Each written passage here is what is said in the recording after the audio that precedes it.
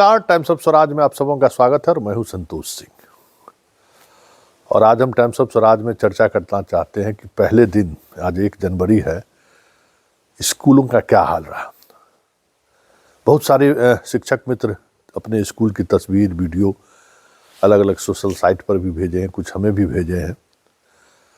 तो देखिए पाठक जी, आपके आदेश का तो पालन करना अलग बात है, लेकिन धीरे धीरे शिक्षक अब जीना सीख रहे हैं।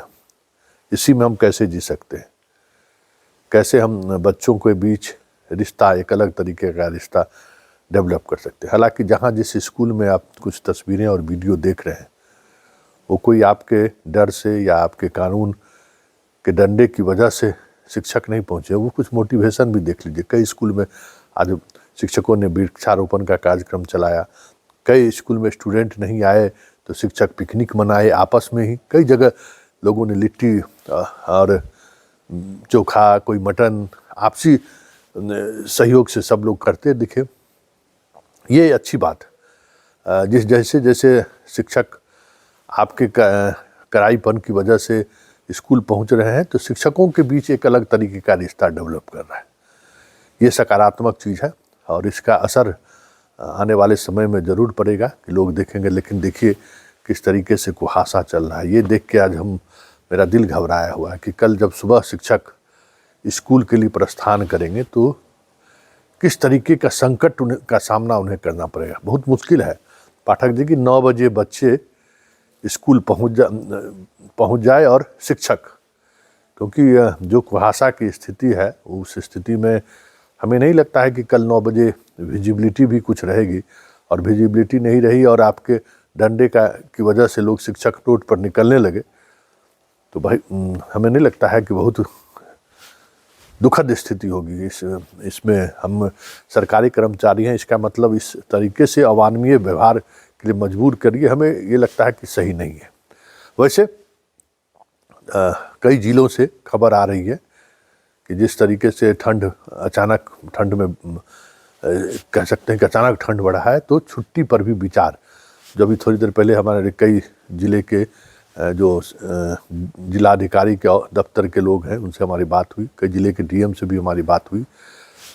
1 जनवरी के एक दूसरे को अभिवादन के लिए, तो उस दौरान बातचीत से सब लोग इस ठंड से घबराए हुए थे, क्योंकि अचानक टेम्परेचर कमा है और ऐसे में ठंड से जो बीमारी होती है या ठंड की वजह से बच्चे बीमार भी पड़ सकते हैं। ये चिंता कई जिले के डीएम के से बातचीत में हमें महसूस हुई।